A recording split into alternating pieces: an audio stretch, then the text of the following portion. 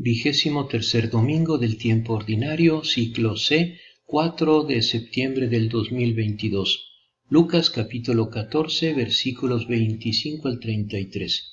En el primer punto meditamos: junto con Jesús iban un gran gentío, y él dándose vuelta les dijo: cualquiera que venga a mí y no me ame más que a su padre y a su madre, a su mujer y a sus hijos, a sus hermanos y hermanas, y hasta a su propia vida, no puede ser mi discípulo.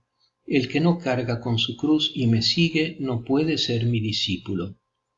La pregunta de hoy se refiere a la sabiduría, es decir, al pensamiento voluntad de Dios.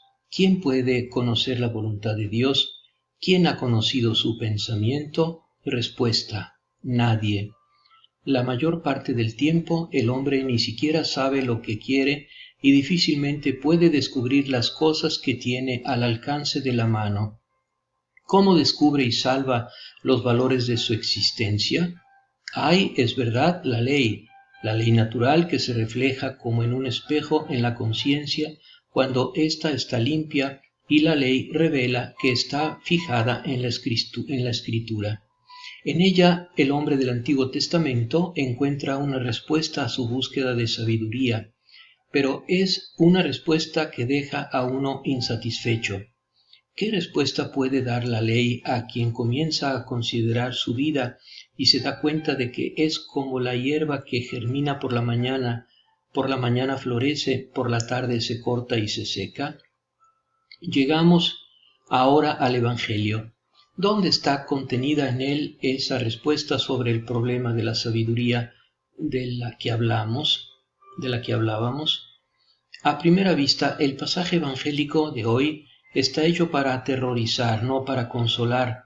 Frente a ella se viene a pensar espontáneamente en aquel texto poético de Pugy que comienza con las palabras: Jesucristo, niño, no vino a contarnos frivolidades en el poco tiempo que tenía. De hecho, el Evangelio habla de la necesidad de odiar al Padre y de tomar la cruz para ir en pos de Jesús. Ahí se exhorta a calcular bien las fuerzas antes de hacerlo y recuerda en este sentido lo que le sucede a quien comienza a construir una torre que luego no logra terminar, o a quien emprende una guerra que luego no logra ganar.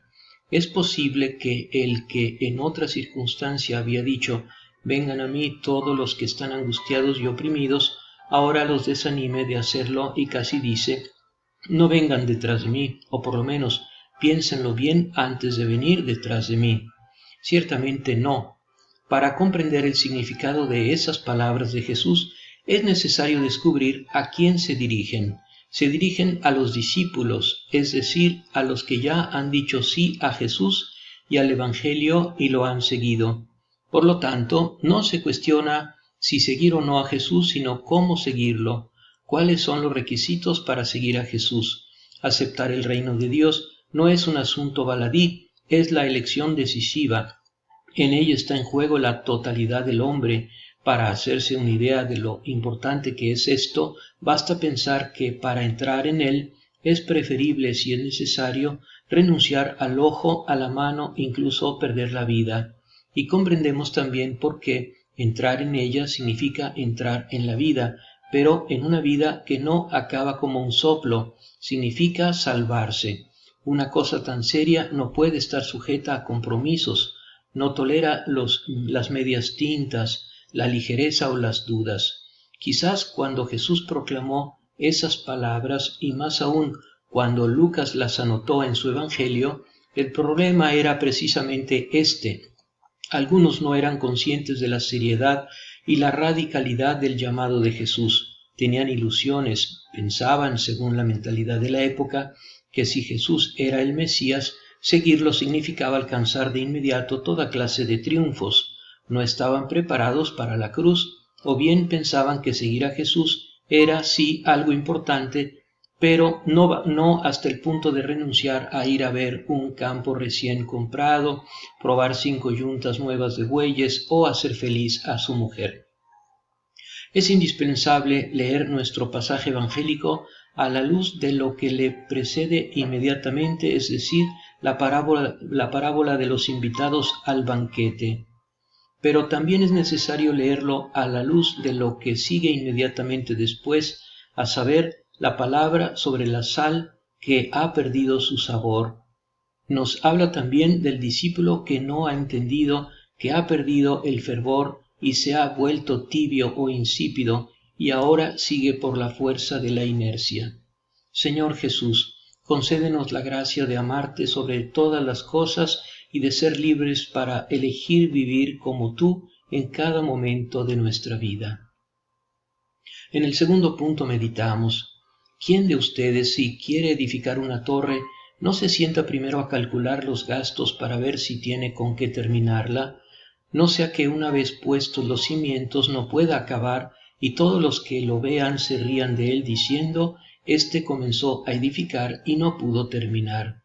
Preguntémonos ahora con toda sinceridad: ¿estas cosas atañen solo a los discípulos que vivían alrededor de Jesús, o a lo sumo a los del tiempo de Lucas, o en cambio nos interpelan a nosotros también? ¿Qué es la sabiduría? No es erudición, saber muchas cosas, aunque sean mínimas, como los competidores de los distintos concursos televisivos. Ni siquiera es ciencia simple, es decir, un conocimiento racional obtenido a través de una investigación profunda y metódica en un campo determinado. La sabiduría es un conocimiento especial que implica una cierta experiencia y amor, un saborear lo que se sabe. Sapere, en latín, significa saborear o degustar. No tiene tanto por objeto las cosas temporales como la ciencia, sino Dios mismo y las cosas que conciernen al destino eterno del hombre. Es un saber gustativo, pero también es un saber operativo, es decir, orientado a la acción. De hecho, requiere traducirse en opciones concretas de vida. Y aquí estamos en la sabiduría cristiana. También es una elección. ¿Y qué elección? Es la elección de Jesús sobre todas las cosas, una elección que es adhesión no tanto del cerebro como del corazón, de toda la persona. No se elige la doctrina de Jesús, sino a Jesús. Una elección existencial, como la elección que se hace cuando una persona se enamora de otra. Los dos casos tienen en común que ambos son fundamentalmente un acto de fe, es decir, confiar en otro, entregarle la propia existencia. Pero en el caso de Jesús el acto es más total, porque Jesús es el absoluto, mientras que el novio o novia no lo es. Ahora también entendemos la conclusión del discurso de Jesús.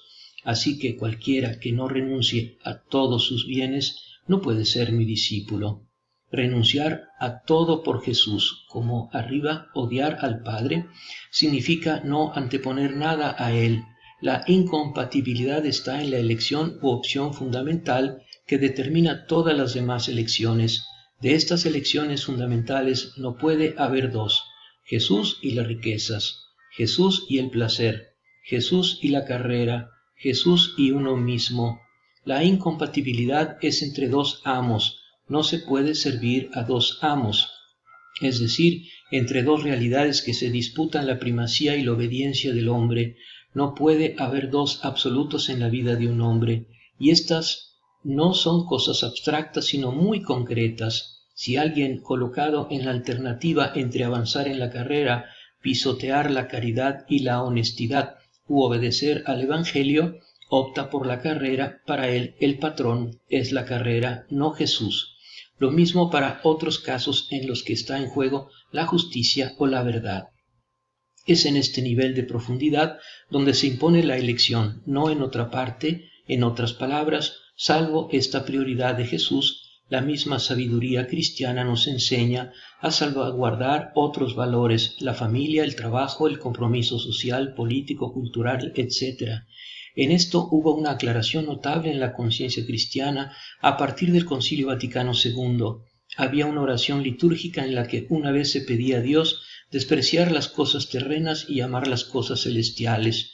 Ahora en la misma oración se pide a Dios que nos enseñe a valorar con sabiduría los bienes de la tierra, siempre orientados hacia los bienes eternos. He aquí, pues, quién es el sabio a la luz de la experiencia cristiana: el que no se deja arrollar por las cosas, el que consigue salvar el primado de Dios y del Espíritu en toda circunstancia, el que no arriesga todo por la parte, lo eterno por lo transitorio, lo importante por lo urgente.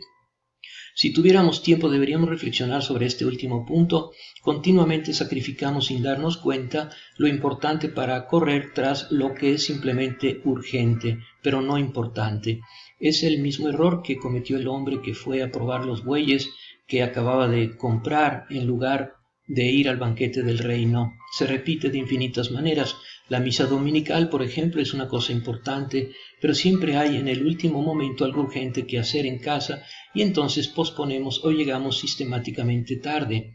La oración es una cosa importante, visitar a un enfermo o a un amigo es una cosa importante, pero siempre hay diligencias urgentes que hacer y entonces posponemos y terminamos no haciendo las cosas importantes de la vida, sino solo las que son urgentes y que a menudo son puras tonterías. Espíritu Santo, fuente de vida y de amor, de unidad y de paz, danos la sabiduría para encontrar los medios para llevar a cabo la misión que el Señor Jesús nos ha encomendado y la valentía para perseverar en el servicio de Dios y de los hermanos cada día de nuestra vida. En el tercer punto meditamos: ¿y qué rey cuando sale en campaña contra otro no se sienta antes a considerar si con 10.000 hombres puede enfrentar al que viene contra él con 20.000? Por el contrario, mientras el otro rey está todavía lejos, envía una embajada para negociar la paz.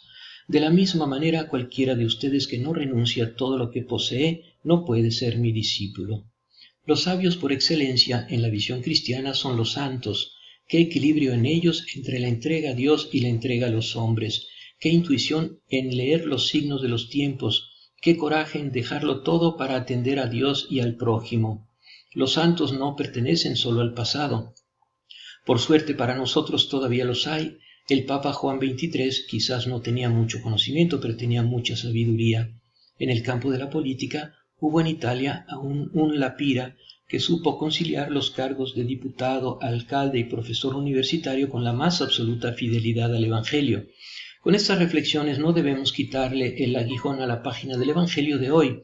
Aún explicado como lo hicimos, sigue sonando como un toque de trompeta. Es como aquel grito que resonaba en la noche entre las vírgenes dormidas, haciéndolas levantarse de un salto y correr hacia sus lámparas.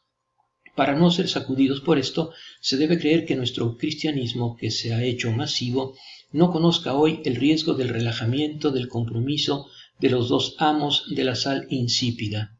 Pero sabemos que exactamente lo contrario es cierto. El reproche que en el Apocalipsis se dirige a la iglesia de la Odisea y que ha influido un sano temor a los lectores de todos los tiempos, podría dirigirse hoy a muchas comunidades cristianas. Conozco tus obras, no eres ni frío ni caliente. Ojalá tú fueras frío o caliente, pero como eres tibio, es decir, que no eres ni frío ni caliente, estoy a punto de vomitarte de mi boca. Por tanto, sé celoso y arrepiéntete. Aquí estoy a la puerta y llamo. Es natural terminar nuestra reflexión de hoy con una oración. Jesús, estamos un poco asustados por lo que nos has dicho hoy. Nuestro espíritu está listo, pero nuestra carne es débil. Nuestro espíritu sabe que si tú nos pides cosas grandes es porque quieres darnos cosas mucho más grandes. Sostiene la debilidad de nuestra voluntad, enciende en nosotros el deseo por estas grandes cosas que tú tienes preparadas para nosotros, y así también las cosas que nos pides nos parecerán pequeñas y casi nada, y viviremos realmente siempre orientados hacia los bienes eternos. María, Madre nuestra, sin la gracia divina nada podemos hacer. Por eso, danos esta fuerza que viene de Dios para sostenernos en el combate espiritual de cada día y para cumplir nuestra parte en la historia de la salvación. Amén.